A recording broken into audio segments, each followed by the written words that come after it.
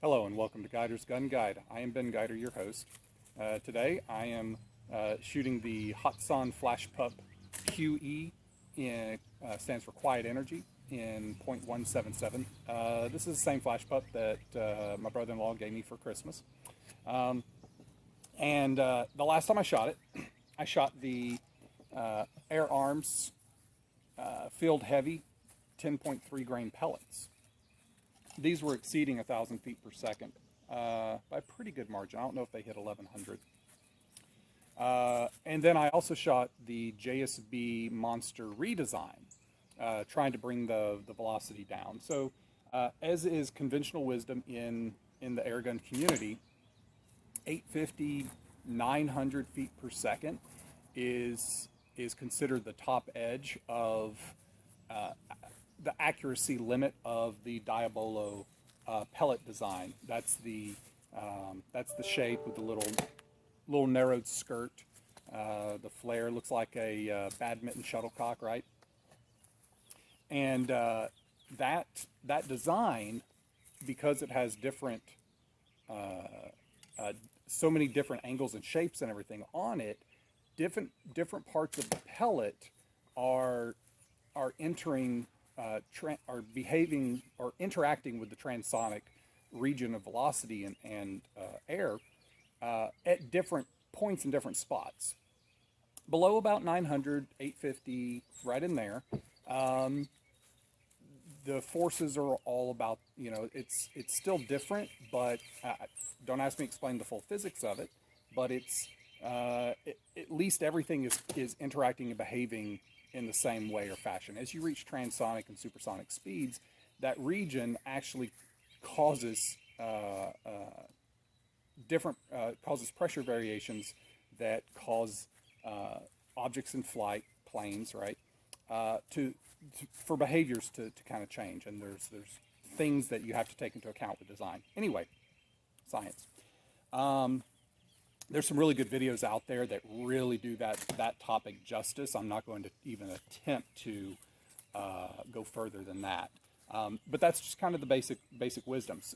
Now, if you exceed the transonic region into the supersonic, which is around, depending on air pressure and elevation and all kinds of fun stuff, is generally above about, I think it's about 1,100, 1,200 feet per second. Above that, you're in the supersonic region. And as long as your projectile or your whatever is traveling above that, it again is in a stable flight mode.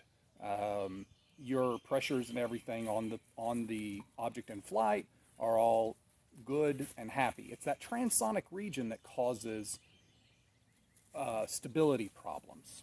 So get above it, stay below it.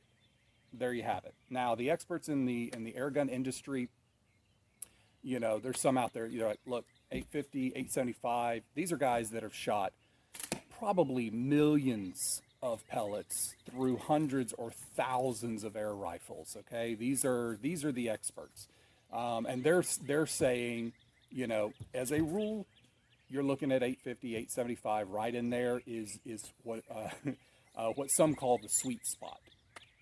So I shot the JSB Monster redesign to try to bring the velocity of this air rifle down into that sweet spot. Now, here's the thing. At 21 yards, I actually was getting great accuracy out of these pellets, because I think their velocity was staying such in that region. They didn't slow down enough to really start to create the problems. So that's the other thing, right? Is, people say, oh, your stability and accuracy and everything. So here's the thing. If I shoot whatever velocity at an exceedingly short range, there's not a lot of time for the pellet to change its velocity, to fall through the different regions. Because as the pellet slows down, the stability changes. Okay, there's stuff with the rotation and all kinds of things, with the spiral of the pellet and all this sort of stuff. That as it slows down, it's actually every inch, every foot is changing how that pellet's behaving and interacting with the atmosphere. So if your shooting, that's the thing, right? People say, oh, I shoot over 1,000 feet per second and I never have any accuracy issues. Well, if you're shooting at a short range to where your pellet is staying in that, doesn't have time to slow, you're fine. But, I think where people talk about with the velocity is when you start getting into longer distances, okay? So if you start supersonic and your pellet has enough distance, say 50, 100 yards, to fall through the transonic region into the subsonic region, that transonic shift is where the stability issue is created and caused as the pellet drops the speed through that. So what that means is and this is the same thing, powder burner guys know this when they're shooting their 22s, okay? If your target, or if your bullet or your pellet impacts your target before it falls into that transonic subsonic transition, your flight stability is fine at the elevated velocities. Okay, so that's the thing is the entire conversation, it's all relative to your situation and everything that's happening. Okay, so it's not hard and fast rules, but what the experts are displaying is if I want to shoot 50, 100, 200 yards, it probably is a good idea for me to stay at 900, 950 muzzle velocity so that by the time my pellet gets to the target, it's not interacted with transonic region that causes the stability issues. It's staying subsonic from muzzle to target, so you're fine. Conversely, if you've got a extremely fast shooting air rifle that keeps your pellet above the transonic region, stays supersonic, I don't see where there's going to be a problem from that physics theoretical standpoint, okay? Now, that's just me taking a lot of all the different pieces and trying to kind of put them all together, all right? Now, this video was not intended to turn into a 7-minute science lesson. I want to see if I can make this guy go supersonic. That's it. That's what this was about. What I have here is my Gammo PBA Raptors. According to the packaging and according to Gammo's website, even though the color doesn't match, this pellet is rated as 5.1 grains. Wow. And I said in a previous video, this is the lightest pellet on the market. That is false, patently false, okay? Winchester has a pellet they call their maximum velocity pellet, or MVP.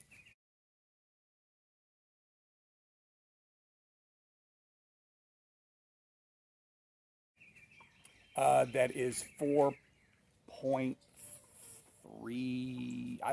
it's 4 point something grains. It's lighter than this. But from what I can find, that appears to be the lightest currently produced pellet in the market.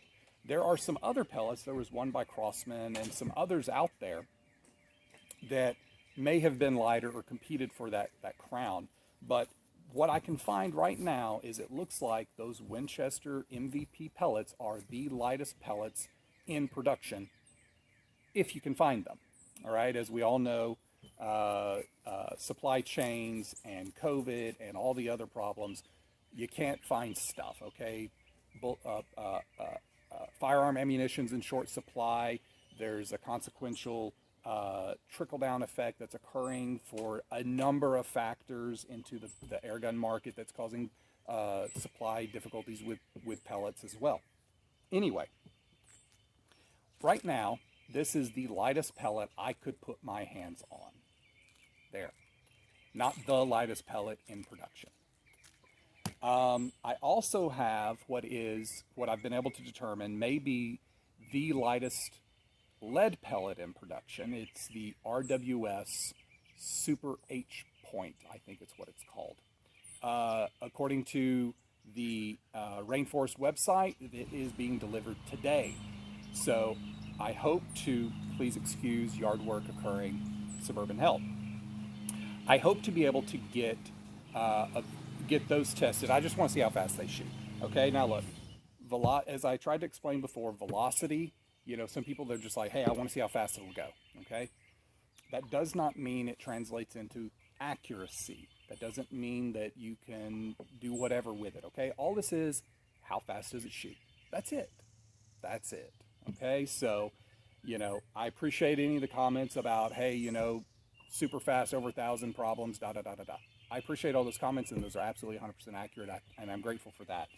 But please understand, this is just, we're just having some fun here, guys, okay? Let's not get too crazy, okay? Now, I've got my FX chronograph here all set up. It's already configured. I've already got it set up for 5.1 grain in my thing here, so it'll capture all of this. I've got the single shot tray, first time using it on this Hatsan Flashpup. I'm pretty excited to see how it does. I really like this air rifle, guys. I've done some post-analysis on my velocities. I've actually even redesigned or redone the charts so they actually look, they give more information. But I think I'm going to, from what I was seeing with accuracy and the velocity curve on this, I personally am going to probably keep this at, I think it was 20 shots or 30 shots for a fill. And that's just for, you know, staying in a consistent velocity arc.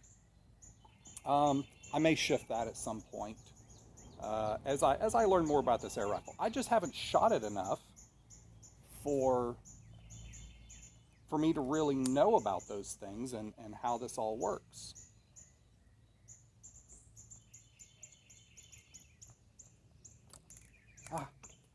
Boy, trying to single shot trays, guys. I may just put this into a, okay, there we go. All right. I told my son we were going to do this. I'll be right back. I'm going to grab him so we can see this together. All right, the oldest happened to be out of bed this morning. Any of y'all with an older teenager know what a fun rarity that is. So, here we go. All set up, chronograph, loaded 5.1, PBAs. I may only be able to do this once if there's a sonic crack, you know, suburban hell and all.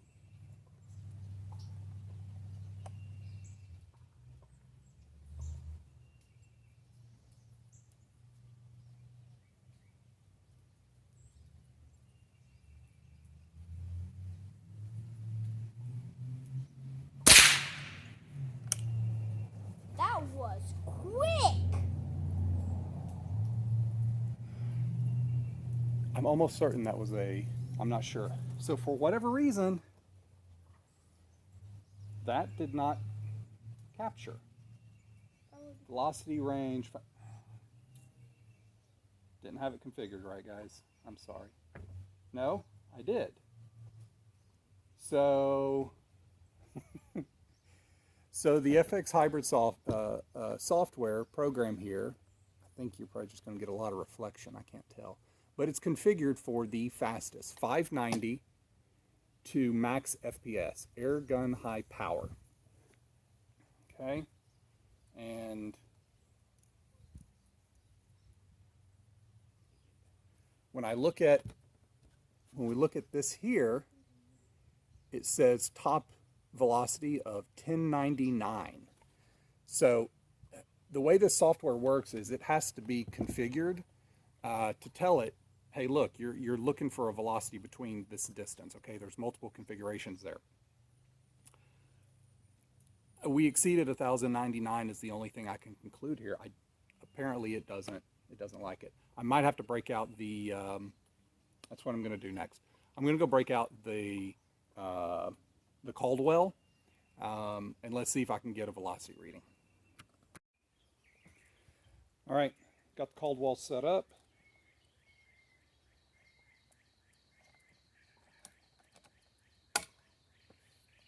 See if we can get a reading.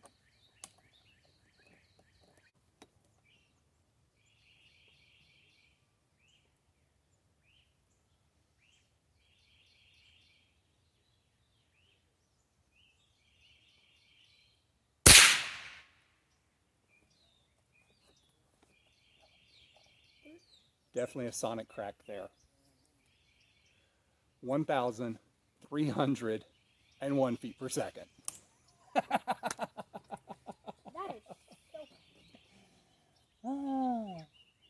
Oh my goodness. Let's see if I can figure out where that hit.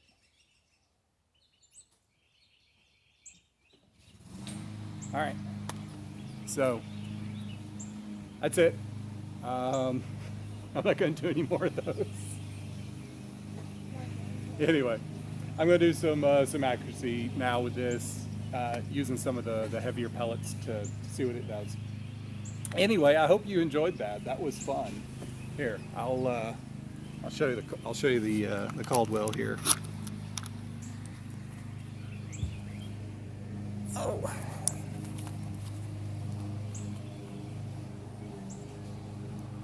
There you go. 1,301 feet per second with a Hatsan Flashpup Quiet Energy 177 shooting a Gamma PBA Raptor. Good times, good times. Hey look, if the sport don't make you smile, why are you doing it? Okay? Anyway, y'all have a good one. Thanks for watching. Don't forget to hit like and subscribe, share, you know, all that fun stuff. Hey, I wanted to point out one other thing. I just went ahead and ran the numbers here. That was 19.17 foot-pounds of energy. 5.1 grains, moving at 1,301 feet per second. To give you a reference, the gun produces 25 foot-pounds of energy with the 10.3 grain air arms, and the Monster redesigned. Okay, so it's going fast, but it's carrying less energy at the muzzle than a heavier pellet moving slowly. Such is the way of physics and math, right guys? All right, thanks.